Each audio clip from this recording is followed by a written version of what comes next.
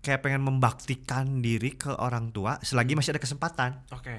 Ya hidup teh buat saya mah penuh kejutan, nggak tahu nanti besok mau ketemu siapa, ada kolaborasi apa lagi, ada bikin sesuatu yang baru apa lagi, ide gila apa lagi yang akan dijalani, saya nggak tahu. Halo Sobis, balik lagi di podcast Indibis Jawa Barat. Seperti biasa, kita akan ngobrol-ngobrol bersama pengusaha-pengusaha yang ada di Jawa Barat, pastinya yang ada di Bandung. Nah, untuk edisi kali ini kita agak ngebelok ke pengusaha-pengusaha yang ada di bidang seni, terutama mungkin kalau ngomongin seni di Bandung tuh pasti banyak deh. Misalkan di kafe-kafe itu banyak gambar-gambar vintage yang biasa dilihat wargi-wargi Bandung yang biasa nongkrong atau bahkan di tempat makan. Nanti kan pasti bertanya-tanya ini gambarnya dari mana ya, siapa yang ngelukis. Nah, ini kebetulan untuk podcast edisi kali ini ada Kang Julius, owner Seni Kanji. Halo. Selamat datang, Kang. Selamat, terima kasih. Saya alhamdulillah. Kang, ini sebelum kita lebih jauh nih, tadi kan yang saya bilang kalau misalnya kita ke kafe atau tempat makan pasti selalu ada aja gambar-gambar yang modelnya tuh vintage. Iya. Terus juga pasti orang-orang ngelihatnya ini yang gambar siapa ya? Terus idenya dari mana? Apakah memang dari suatu kebetulan kayak misalkan hanya mengisi waktu kosong aja, atau mungkin kayak melihat peluang, kayaknya bagus nih tempat-tempat vintage. Nah, ini kan namanya dari Seni Kanji. Nah, itu Ya. awalnya gimana, Kang? Ya, lumayan panjang nih ceritanya. Gak apa-apa, Kang. Ceritain aja, Kang. Ya, jadi awalnya itu ini project itu kan saya awalnya bermula dari saya bikin tulisan sebenarnya. Oke, tulisan. Saya memang nulis tulisan pendek gitu ya. Medianya itu di status Facebook dulu, terus di Twitter, Multiply. Ya. Jadi sebelum ada online pun, sebelum era internet pun saya memang nulis tulisan-tulisan puisi sajak gitu. Dari sejak SD suka nulis, suka baca, suka nulis gitu. Nah, dari tulisan-tulisan quotes, jargon, slogan ini akhirnya pas zaman kuliah berkembang, banyak yang make.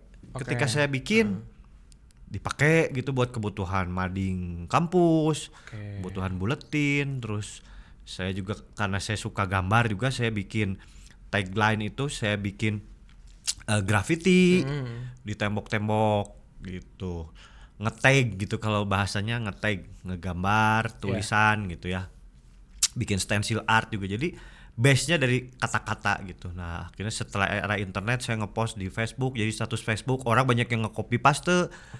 Terus akhirnya mulai juga saya bikin tulisan, akhirnya dibayar, bikin copywriting buat brand gitu. Terus akhirnya dikembangkan juga, jadi ada yang jadi lirik lagu, jadi materi stand up comedy, macam-macam gitu dari base tulisan ini. Nah, terus saya memang punya ide dari dulu pengen menggambarkan, mengilustrasikan dari teks ini. Tulisan-tulisan ini pengen ada gambarnya, ilustrasinya. Saya mencoba untuk menggambarkan, tapi kok nggak srek. Sayanya sendiri juga nggak pede gitu. Gambar ilustrasi saya, kayaknya jelek lah pokoknya, sayanya sendiri nggak pede. Nah, di tahun 2016 saya punya ide, coba aja papa saya ngegambarin, karena papa saya memang hobi ngegambar. Dari dulu ya saya pun suka menggambar karena saya ngelihat ayah saya ngegambar. Nah, akhirnya di tahun 2016 saya ngetes, "Pak, cobain Pak, saya kasih quotes ini digambarin Pak, buat apa?" Dia nanya, "Nggak apa-apa, tes aja, pengen tahu kalau digambarin gimana." Ya udah, dia coba gambarin pakai bolpen di kertas bekas. Papa saya kan kerja di pabrik ya, jadi kertas bekas itu kertas bekas kalender, kertas bekas salah ngeprint. Yang kalender berarti belakangnya ya. Terus kertas salah ngeprint, kertas yang mau dibuang lah, kertas sampah yang udah nggak kepake gitu, belakangnya masih ada yang polosnya, ngegambar di situ. Ya udah, coba tes. Nah, terus saya punya ide digabungkan dengan huruf kanji Mandarin, karena kebetulan saya manajerin beberapa talent lah, sering jalan tour sama band juga. Saya seneng kalau ke tempat-tempat pecinan gitu ya, ke lihat signboard neon box gitu di kota-kota tua, Chinatown gitu, kayak di Hong Kong, di Taiwan gitu, di China, di Beijing waktu itu, di Shanghai lihat signboard itu eksotis gitu buat saya. Teks huruf Latin sama kanji Mandarin digabungin tuh jadi perpaduan yang unik gitu. Nah saya mencoba itu, coba digabungkan. Nah kebetulan ayah saya waktu itu lagi kursus bahasa Mandarin, ya udah coba di-combine aja.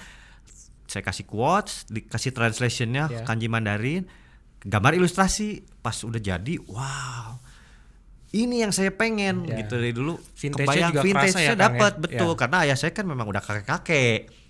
Jadi udah vintage ini yang gambarin pas jadi, wah ini yang saya pengen. Saya bikin di situ paralel, saya memang bikin Instagram seni kanji. Saya fotoin pakai handphone doang, saya foto, saya post aja di Instagram gitu. Ya jadi itu project itu dimulai dari situ. Situlah saya ya udah nge-managerin lah talentnya ayah saya, karena saya juga berpikir ayah saya dari dulu cita-citanya pengen jadi seniman, nggak pernah kesampaian, kerja di pabrik, udah tua, udah umur 64, kasihan gitu. Jadi saya di situ juga memang saya udah biasa nge-managerin talent, juga saya memang ya kerja di industri entertain belakang layar, memang saya selalu di belakang layar. Ya udah saatnya ini saya manajerin ayah saya gitu. Talentnya di-expose lah. Udah saya nggak muncul, saya di belakang aja. Dan Instagramnya saya bikin dari awal seni kanji, namanya Pasupomo. Sampai sekarang pun nggak akan, sampai kapan pun nggak akan pernah saya ganti, Pasupomo aja. Jadi kalau orang ngelihat karya seni kanji, siapa sih pelukisnya, siapa sih senimannya, ya Pasupomo. Bisa dilihat ada tanda tangan di bawah Pasupomo gitu. Saya memang ya udah di belakang aja. Ketika ada podcast begini pun ya karena sekarang Pasupomo udah almarhum, ya mau nggak mau saya mewakili gitu. Saya bercerita lah tentang bagaimana beliau dulu semasa hidupnya, gimana seni kanji itu awal mula tercipta gitu. Kalau pas ayah saya masih ada mah ya papa saya yang harusnya ngomong di sini sekarang gitu. Kayak gitu. Ya udah, akhirnya setelah di-post di Instagram gitu, akhirnya teman-teman pada ngerespon, mengapresiasi gitu. Banyak teman-teman saya yang ilustrator juga, seniman, pelukis. Wah, keren, vintage-nya dapat banget gitu. Jadi sebuah bentuk karya yang beda aja dari yang lain gitu, karena ya goresannya beneran manual, raw, terus jadul gitu.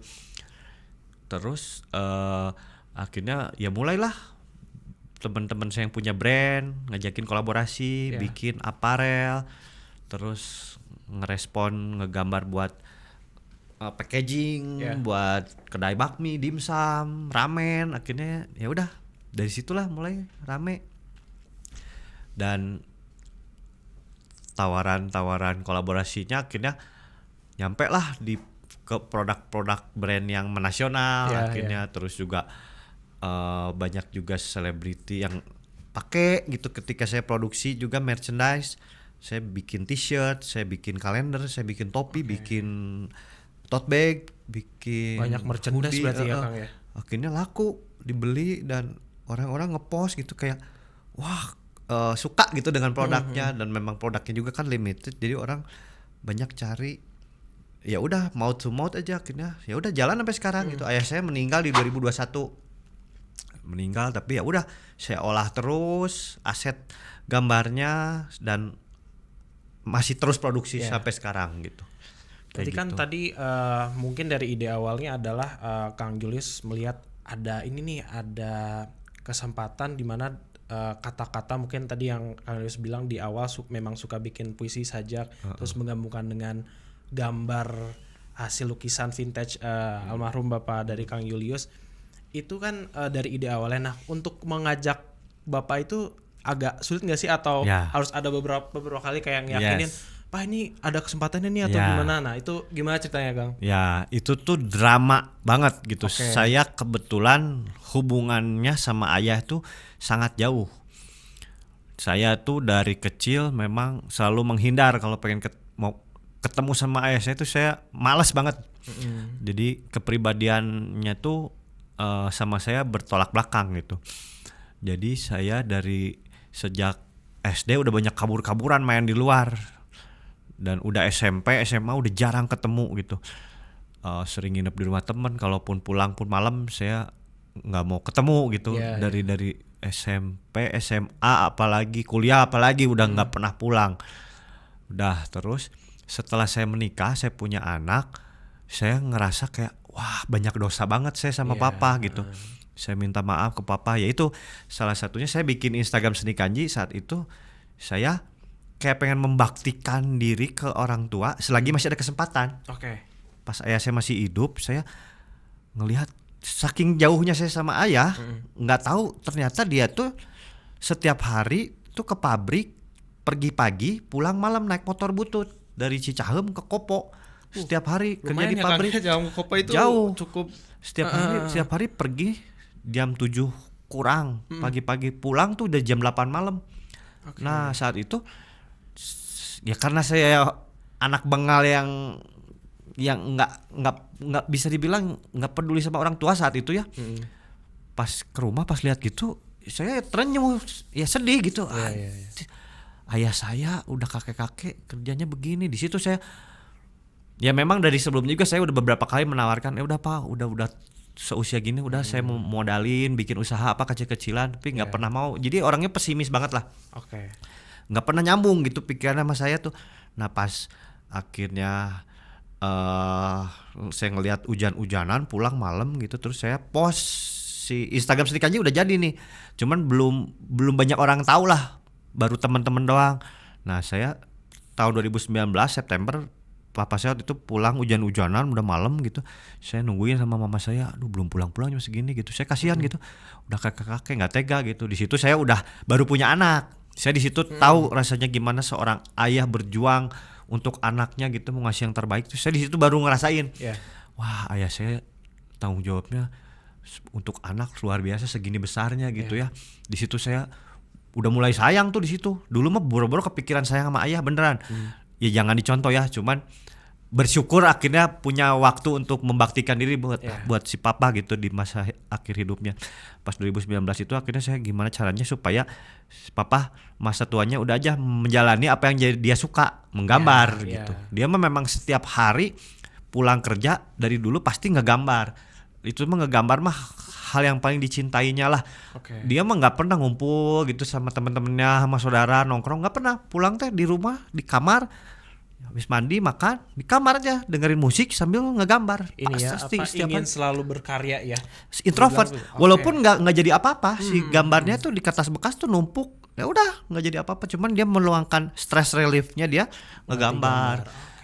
Nah di situ makanya pas setelah itu saya post di Twitter, saya capture Instagramnya Seni Kanji, saya screen capture, saya post di Twitter, saya bilang ayah saya di usianya lanjut, kasihan masih kerja di pabrik, saya pengen di masa pensiunnya biar dia berkarya. Kalau ada yang mau pesen contoh gambarnya kayak gini, silahkan bayar seikhlasnya. Saya ngepost gitu di Twitter, itu rame banget, viral. Itu setelah menggabungkan kata-kata Pak Yulis dengan gambarnya udah. Instagram Seni Kanjinya udah jadi. Saya capture tadi, saya post di Twitter.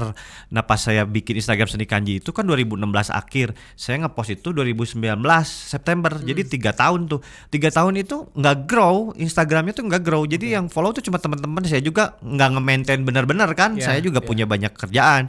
Jadi saya cuma waktu itu pas 2016, 2017, 2018, 2019 tuh orang tuh cuma teman-teman aja ada yang order berapa bulan sekali udah, terus juga enggak juga ya udah nggak apa-apa, ayah saya ngegambar terus walaupun nggak ada yang order juga saya kasih quotes ngegambar, terus ada juga yang terserah apa gambar apa kumpulin, saya foto, saya disesuaiin ya gambar dengan quotesnya ya Kang ya. Gitu. Jadi nah pas 2019 itu akhirnya viral, rame, followers Instagram saat itu 150 juga nggak nyampe lah, cuma nggak nyampe 150. Pas saya post di Twitter itu yang nge-retweet ribuan, komen ribuan, nge-like.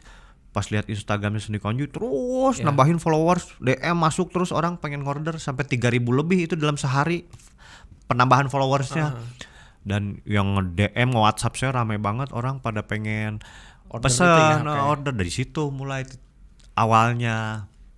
Nah dari situ mulai itu yang bener-bener yang order tuh di luar circle saya, yang sebelumnya kan cuma teman-teman gitu Iya. ya yang mesen. Nah ini benar-benar orang yang nggak tahu, banyak juga selebriti papan atas gitu yang ngorder, nge-DM, komen, ngasih testimoni gitu. Banyak lah ya, salah satunya ada Om J Subiakto, terus ada yang punya Indofood, Extend Salim gitu, mesen, wah nge-DM saya kayak gitu. Jadi banyak lah yang datang dari orang-orang yang nggak keduga gitu, mengapresiasi. Ya disitulah mulai. Nah terus tadi kalau menjawab pertanyaannya apakah susah gitu, ngasih arahan gitu ya ke ayah saya dari quotes ini untuk ayah saya ngegambarin itu lumayan. Ini lumayan harus ada chemistry dulu betul. baru kayak oh jadinya gini betul gitu. ya itu tadi karena saya sama ayah saya juga kan jarang ngobrol. Nah setelah saya bikin Instagram Seni Kanji, akhirnya mau nggak mau jadi harus komunikasi terus kan. Karena saya harus tanggung jawab nih, orang banyak yang pesen ngorder pengen digambarin, banyak juga yang orang pengen digambarin tapi dia nggak tahu, terserah mau gambar apa. Orang suka aja dengan karakter gambar Seni Kanji, jadi banyak juga yang waduh mau gambarnya gimana nih nggak tahu. Terus akhirnya ya udah jadinya asesmen saya sama si klien.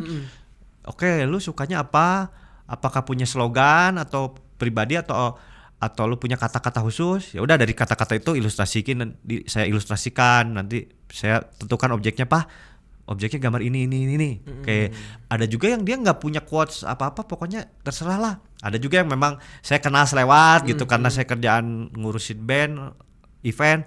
Jadi ada yang pernah kenal selewat. Ya lu yang lu tahu dari gua apa?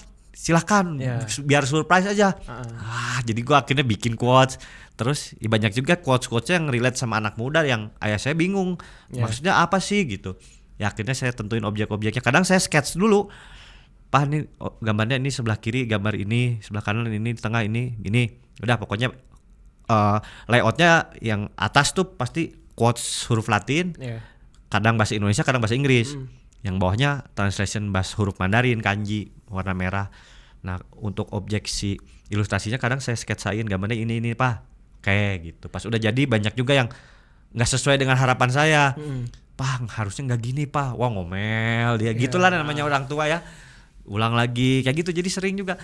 Terus juga di sela-sela kesibukan saya ngurus band, saya ngurus toko juga, saya ada kerjaan yang lain, harus video call, teleponan, ya itu mah nggak masalah lah ya, meluangkan waktu bisa sambil makan, sambil ngerjain yang lain. Cuman banyak juga yang nggak bisa ketemu nih ketika kita by phone doang. Mau nggak mau saya harus ke rumahnya papa, datang, ya untungnya nggak jauh lah, masih di Bandung juga. Saya ke rumah papa, saya ketemu, akhirnya saya brief, Pak gini, jangan sampai salah lagi. Ya udah kerjain gitulah. Berarti dari awal yang mungkin bahasanya ya udah yang ada dulu aja sampai ketemu klien harus brief ini, brief itu. Yes, ya tanggung jawab akhirnya. Baru dari situ nyamain apa dengan quotesnya. Ini quotesnya gini, gambarnya kalau bisa nyesuaiin, berarti arahan-arahan gitu ya. Iya. Mungkin bisa dibilang agak cukup rumit dan tapi pada akhirnya ya sejalan lah gitu ya Kang ya. Ya akhirnya so far semua yang order gitu klien semuanya puas sih. Akhirnya puas gitu dengan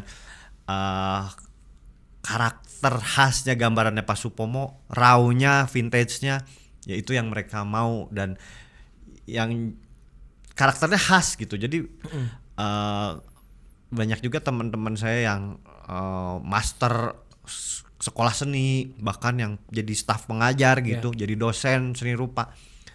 Dia kasih tahu kalau ngejar karakter yang khas itu prosesnya nggak gampang. Dan ya akhirnya terjawab gitu. Ya ayah saya ngegambar itu udah bukan hitungannya setahun, 2 tahun, 3 tahun, 5 tahun, 10 tahun, 15 tahun. Dari tahun 50-an, jadi dari tahun 60-an awal.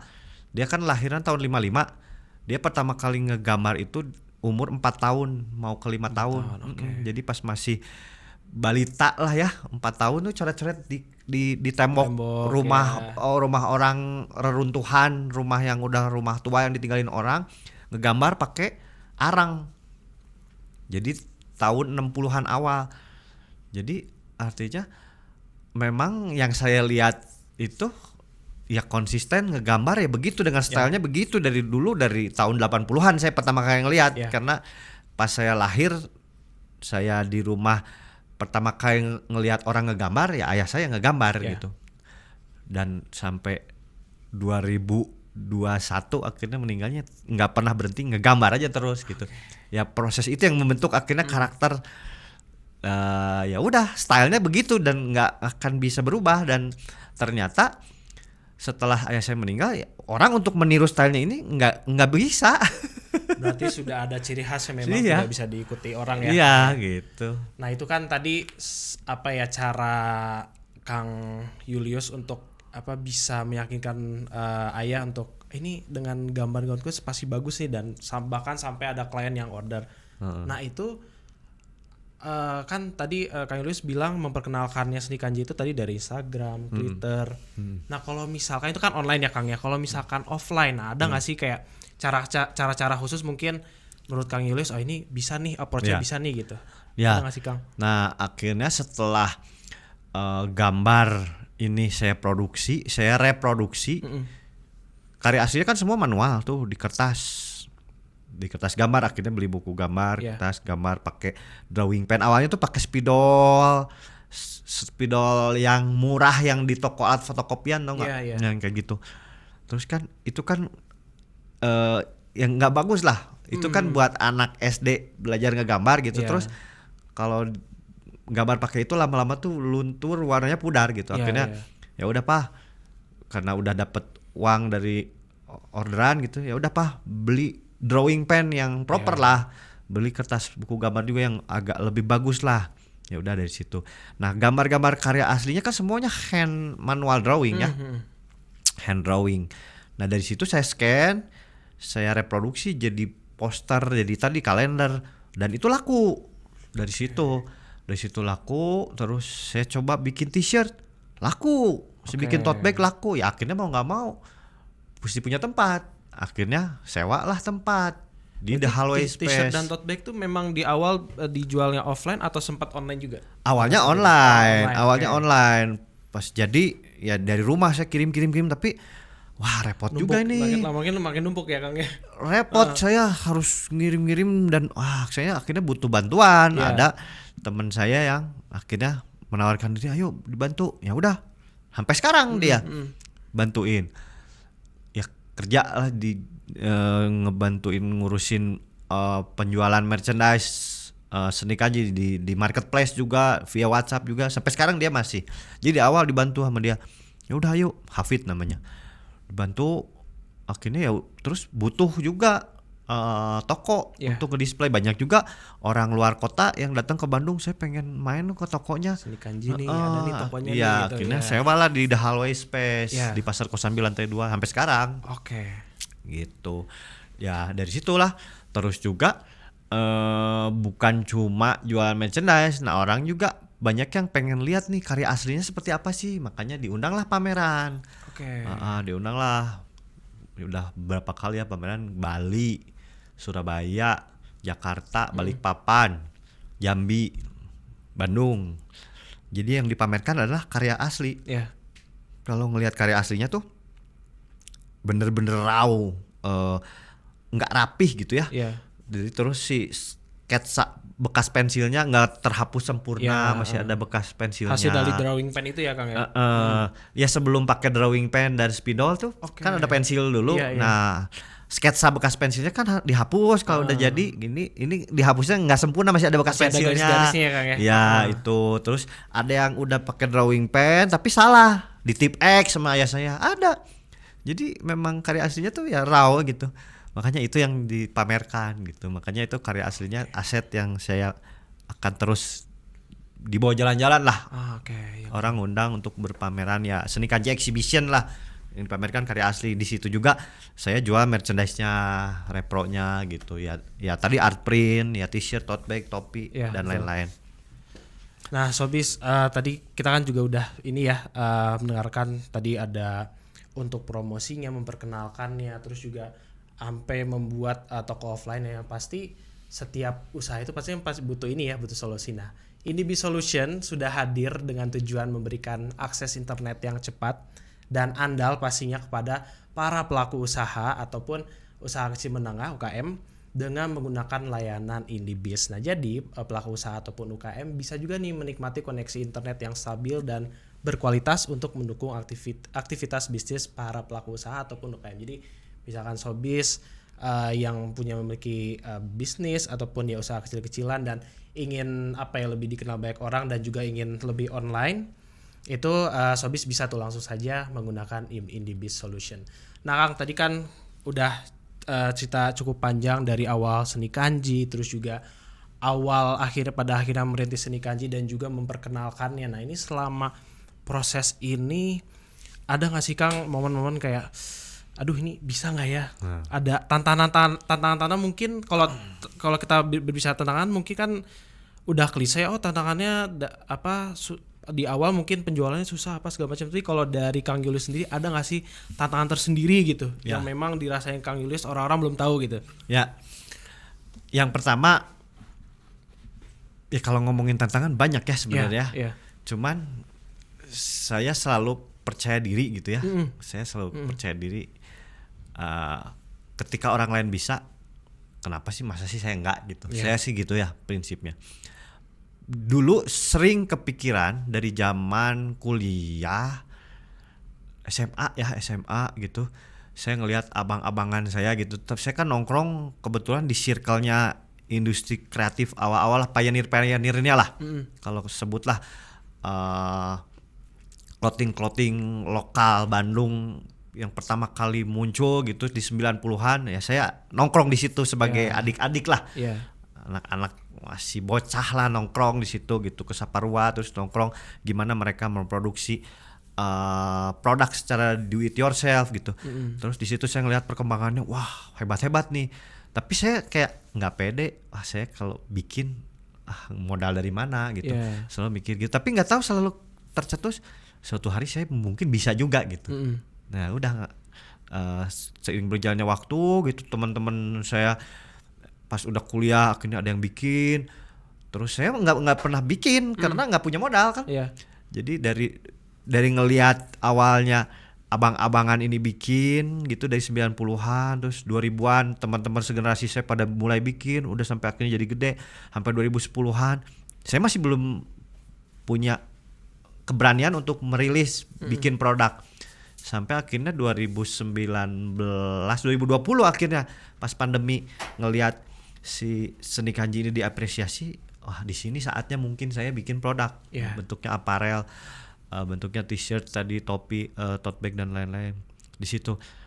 Terus ternyata bisa gitu, dan akhirnya menemukan juga di sini ternyata jalannya, dan di sini ternyata yang menjadi uniqueness. Karena kalau misalkan saya nggak bikin karya seni kanji ini, kalau saya bikin brand, bikin clothing, nggak gimana ya. Jadi kalau misalkan saya bikin desain gitu, digital gitu, atau bikin graffiti, kayaknya pemainnya udah banyak gitu. Terus untuk bersaing mereka udah jauh gitu, distribusi udah banyak, udah punya toko, modal gede gitu. Saya ngerasa udah pasti kalah gitu, kayak gitu. Cuman ketika saya si seni kanji ini akhirnya diapresiasi, saya pede akhirnya, karena nggak ada nih yang kayak begini gitu. Ini jadi nilai uniknya, makanya saya pede jalan terus. Itu kendala pertama terlewatin. Kendala kedua adalah ketika pas 2021 ayah saya meninggal tiba-tiba. Bener-bener meninggalnya ya bikin shock lah. Nggak ada sakit dulu lama, tiba-tiba aja kakinya bengkak, serangan jantung gitulah pokoknya.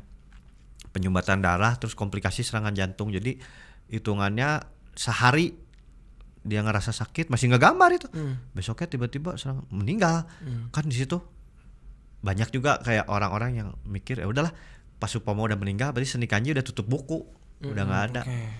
Nah tapi tidak semudah itu. Karena saya udah mempersiapkan juga si gambar-gambar ini, banyak juga yang belum saya rilis. Terus juga aset gambarnya ini banyak. Jadi dari 2016 akhir itu bikin seni kanji, terus kan dengan ayah saya masih kerja di pabrik, saya juga sibuk dengan kerjaan saya, tapi ngegambar kan nggak berhenti. Dan saya udah bilang, "Pak, pokoknya gambar Papa jangan ada yang dibuang." Saya bilang ke Mama, simpan aja semuanya, saya simpan, saya bawa ke rumah saya. Nah sebelum 2016 itu tuh nggak ada yang tersimpan. Jadi kalau misalkan mau dikumpulin sebenarnya kalau dari dulu, wah itu puluhan ribu, bisa ratusan ribu lembar sebenarnya. Cuman sebelum 2016 tuh nggak ada tersimpan asetnya karena yang ngerasa nggak ada value-nya gambarnya gitu. Nah makanya setelah 2016 itu disimpan, dan itu yang sampai sekarang saya olah terus asetnya, objek-objeknya ini saya bisa comot, saya layouting ulang, tetap bisa produksi gitu sampai sekarang gitu. Kayak gitu. Dan ya udah, tantangannya sih itu dua itu. Nah cuman saya pun juga harus tetap ngejaga, tetap ngekurasi brand yang mau kolaborasi. Saya juga tetap harus ngeluarin produk juga nggak sembarangan ngeluarin gitu. Saya tetap harus jagain kualitasnya kayak gitu-gitu. Itu ya terus ya maintain aja supaya tetap bisa brandnya continue, supaya tetap ketika ngeluarin sebuah produknya nyampe di tangan konsumen, orang makainya juga punya kebanggaan, kualitasnya juga oke, nggak malu-maluin, durable-nya oke, dipakai bisa dalam jangka waktu yang lama gitu produknya, ya kayak gitulah. Karena itu mungkin terus. Dengan adanya merch juga ini ya, orang nggak hanya sekedar memajangkan karya dari Seni Kanji, tapi ingin juga memakainya kan secara tidak langsung juga. Oh ini nih bahasanya gue lagi pakai kaos dari Seni Kanji nih.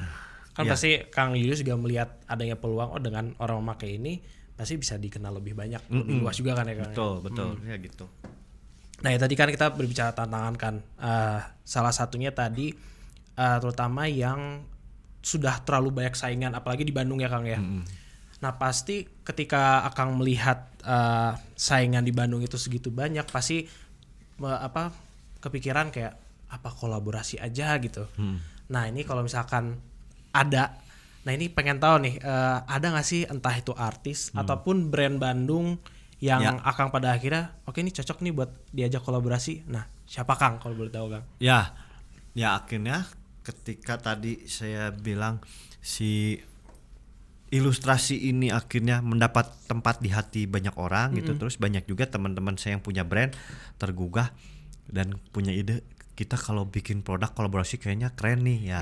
Banyak tuh tawaran itu, cuman ya itu tadi saya juga nggak pengen kayak aji mumpung, wah lagi rame terus tiba-tiba tawaran kolaborasi saya ambil semua, saya nggak mau gitu. Saya selalu percaya semua hal itu yang bisa bertahan lama itu ikutin prosesnya, nikmatin prosesnya. Nggak pengen saya apa-apa secara instan gitu, apa yang kalau kita mendapatkan popularitas ataupun pencapaian secara instan, nanti dropnya juga instan. Nggak pengen cepet rame gitu pasaran terus tiba-tiba hilang gitu. Saya nggak pengen, makanya saya kurasi benar-benar. Nah akhirnya ada beberapa brand yang akhirnya saya rasa dan kita rasa cocok untuk berkolaborasi. Ya sebutlah ada Raw Type Riot, akhirnya kita kolaborasi bikin jaket. Terus juga ada Verge, brand clothing juga, ya kebetulan ownernya kawan-kawan baik saya lah. Ada beberapa lah clothing lain, akhirnya ya udah kita kolaborasi. Terus ada juga beberapa band musician gitu, ya Depan Turas gitu. Terus ada juga Slang bikin satu produk vape, gitu, bikin gambar ilustrasinya Slang. Terus juga ada project eksperimental ya dari Bali gitu, namanya Gambar Modus Operandi. Itu juga ngerilis merchandise ya gitulah. Nggak banyak sih, nggak banyak. Dari beberapa nama tadi kan mungkin ada yang dari luar juga gitu Kang, maksudnya dari Bandung pun ada beberapa brand ataupun artis. Nah karena mungkin ada banyaknya entah itu permintaan atau ingin mengajak kolaborasi, itu Kang menyortirnya gimana sih Kang? Biar misalkan oh ini kayaknya masuk nih secara seni masuk, terus secara branding oke. Nah itu menyortirnya gimana Kang? Nah kalau di industri kreatif itu ya nggak ada formulanya ya. Yang kita utamain tuh intuisi, sense gitu. Dan banyak faktor yang akhirnya jadi bahan pertimbangan saya mengambil kolaborasi.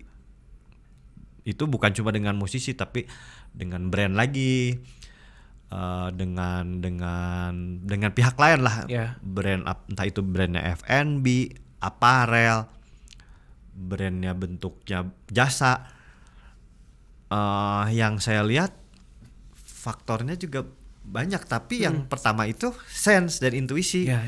Ketika saya mengatakan, hati saya mengatakan, oh enggak, saya nggak bisa paksain, mending enggak aja gitu. Gitu. Banyak juga kayak tawaran-tawaran yang secara nilai angka menggiurkan sebenarnya gitu. Fantastis ya, ini nilai segini, pengennya gini. Betul. Cuman kalau saya bayangkan gitu, wah nanti ini kolaborasi tapi terlalu dipaksain, nanti nggak bagus, terus mendingan jangan dulu lah. Saya kasih waktu saya untuk mikir dulu gitu, kayak gitu. Bukan masalah marketnya sebenarnya, banyak juga memang marketnya benar-benar crossing gitu. Banyaknya marketnya benar-benar crossing, jadinya justru bagusnya adalah saling tarik menarik market gitu. Audiensnya si Seni Kanji jadi bisa dapat exposure ke sana, begitupun sebaliknya gitu. Nah, itu jadi bahan bukan jadi maksudnya jadi bahan pertimbangan saya juga, tapi nggak melulu di situ saya mikirnya gitu. Banyak juga yang memang secara visi dan misi marketnya beririsan, akhirnya jalan. Tapi banyak juga yang memang berseberangan, tapi nggak apa-apa, bisa jalan kalau memang akhirnya saya menemukan satu klik yang tadi sense-nya tadi mengatakan satu klik, ayo jalan, ayo bisa gitu.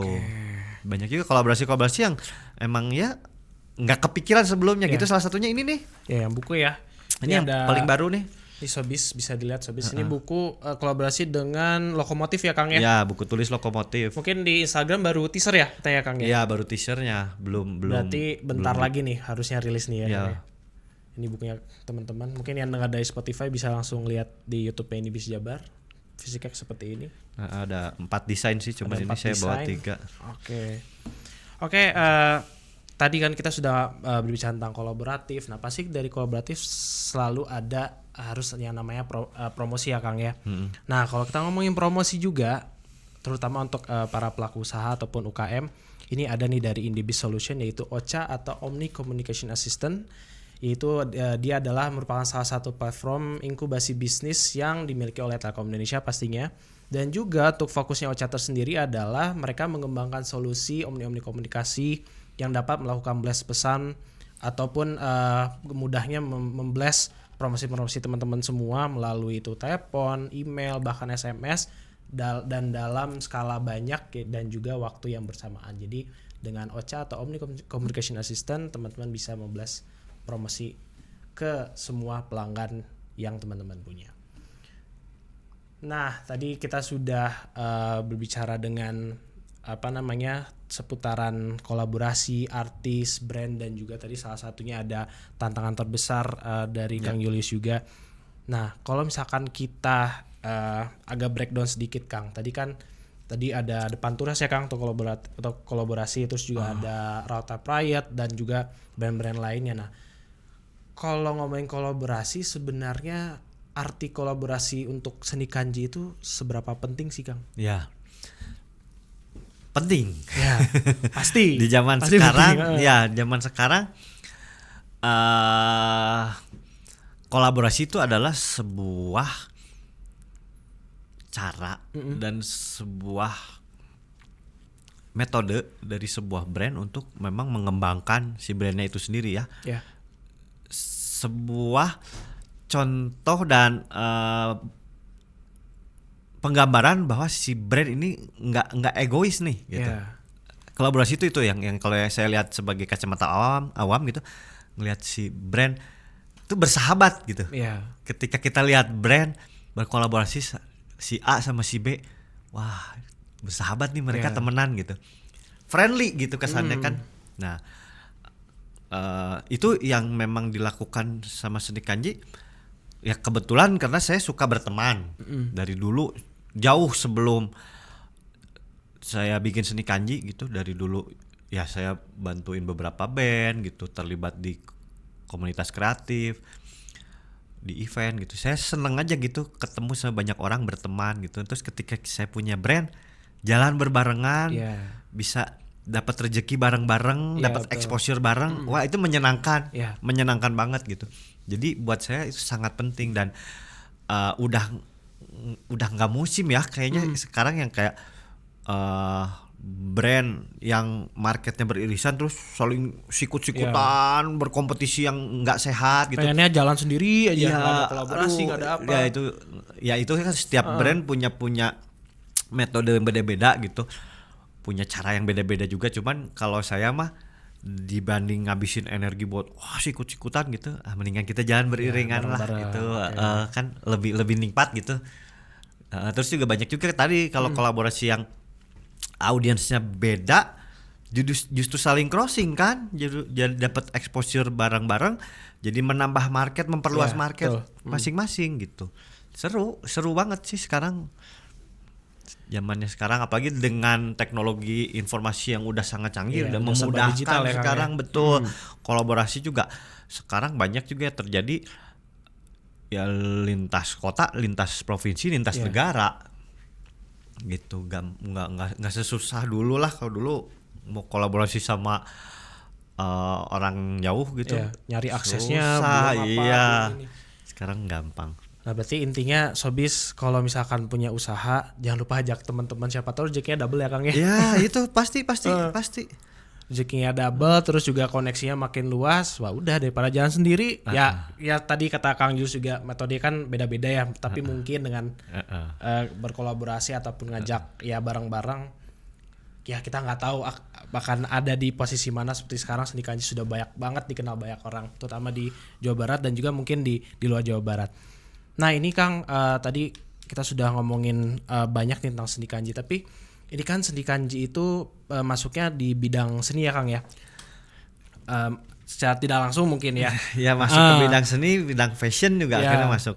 Nah kalau Sendi Kanji sendiri biar bisa mensustain usahanya ini, strateginya seperti apa Kang? Terutama di bidang seni yang mungkin bercampur dengan fashion ataupun apparel lainnya gitu. Kalau saya nggak berubah dari dulu, zaman SMP, SMA, kuliah sampai sekarang, saya yang fokus utamanya adalah main. Kalau saya fokus utamanya udah itu aja, main. Dari main ketemu teman-teman lama, teman-teman baru, dapat ide lagi baru. Itu pasti berimplikasi ke brand yang saya bikin. Pasti nanti ada ide-ide baru lagi, dan tetap orang ketemu saya gitu, orang ngelihat eksistensi saya di mana, di sini. Oh ngelihat, oh si Sendi Kanji masih hidup terus gitu. Oh masih ada. Oh lagi bikin apa? Jadi orang tetap bisa lihat gitu. Dan kalau saya nggak usah, ya tiap orang beda lagi, balik lagi ya. Setiap orang juga ada yang memang nggak terlalu suka ketemu orang baru. Ya contohnya ayah saya, nggak usah jauh-jauh ngelihat orang lain lah. Saya ngelihat ayah saya aja kan nggak suka dia jalan ketemu orang tuh awkward gitu. Tapi kalau saya memang suka gitu. Jadi saya menjalani apa yang saya suka aja. Ya udah, itu salah satu cara untuk saya ngejaga tetap sustain ya itu. Jalan ketemu, dan makanya ya hidup tuh buat saya mah penuh kejutan. Nggak tahu nanti besok mau ketemu siapa, ada kolaborasi apa lagi, ada bikin sesuatu yang baru apa lagi, ide gila apa lagi yang akan dijalanin, saya nggak tahu. Karena ya udah ketemu, bisa jadi ketemu orang random, ketemu selalu ada ide-ide baru. Ide-ide baru terus. Makanya itu kuncinya kalau saya itu main aja terus kalau saya.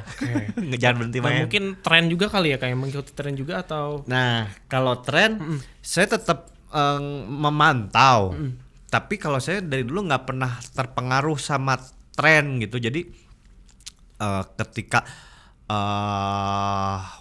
tren itu lagi rame, terus akhirnya orang bikin di situ gitu. Kalau tren kan sesaat gitu ya. Ya udah, itu jadi referensi aja gitu. Oh, sekarang trennya lagi di sini. Ya udah, itulah makanya perlunya brand kita punya karakter dan ciri khas. Gitu. Karena kalau tren mah sifatnya sesaat. Tren yang sekarang 2002 tahun kemarin 2023 lagi rame, ini 2024 beda lagi.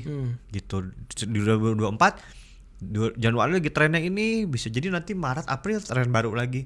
Tren mah terus berkembang. Tapi perlu tahu perlu tahu tapi jangan biar nggak terlalu ketinggalan juga ya. Iya, Kang, perlu tahu sepertinya tapi itu. nggak usah jadi tren itu mempengaruhi garis besar soulnya si brand kamu gitu. Kalau saya mah tetap punya soul jati diri Yeah. brandnya apa. Jadi ketika ada tren mewarnai aja, Yeah. tapi tetap soulnya mah pancang aja di situ. Iya. Gitu. Boleh mengikuti tren tapi tidak merubah Ya, jati diri itu ya, Kang betul. ya. Oke.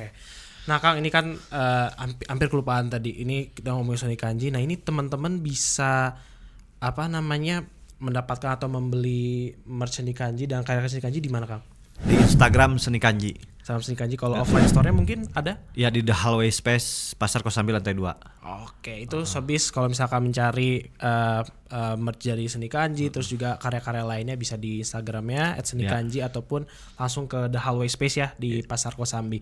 Nah ini Kang, sebagai penutup, ada pesan gak nih buat mungkin teman-teman sobat indie biz yang mungkin punya usaha tapi di bidang seni juga. Nah pesannya apa Kang untuk mereka Kang? Ya, satu hal yang pasti keterbatasan itu jangan dijadikan alasan untuk kamu berhenti berkarya. Itu aja. Oke. Karena ketika kamu punya semangat, punya mimpi, punya cita-cita, punya goal yang harus dituju, keterbatasan mah udah gak akan jadi halangan. Gue bisa mencapai ini, yakin gimana caranya pasti bisa, gitu aja. Oke. Nah ini juga tambahan, ini sering saya dengar juga Kang di kantor ini Kang, kalau ada yang bilang karya yang jelek itu kalau misalkan kita berhenti berkarya Kang. Nah itu salah satunya Kang. Nah oke, Sobis, itu dia obrolan kita di episode kali ini dengan Kang Julius sebagai owner dari Seni Kanji. Terima kasih banyak Kang. Sama-sama. Sudah memberikan waktunya dan juga tadi yang obrolan penuh insight. Dan juga mungkin Sobis yang bergerak di bidang seni, usaha atau bidang seni bisa juga ya inilah mencontohkan gigihnya terus juga semangatnya Kang Julius ya. Agar bisa menyampai di posisi seperti sekarang. Tadi juga udah kolaborasi dengan Depan Turas, terus juga ada Fierce ya Kang, terus ada Raw Type Riot dan banyak lah. Jadi mungkin untuk Sobis yang ingin ingin tahu lebih karyanya lebih banyak lagi bisa langsung di Instagramnya ya Kang ya. Di @senikanji atau langsung aja follow Instagramnya @kangjulius. Apa Kang? Instagramnya Kang? Ada di sini nih. Sobis. Julius ada di bawah sini. Nanti teman-teman tinggal follow aja kalau misalkan penasaran dengan karyanya. Oke, kalau begitu saya Gilang Paramudita sebagai host di podcast Indie Biz Jabar kali ini. Sampai ketemu di episode berikutnya. Dah.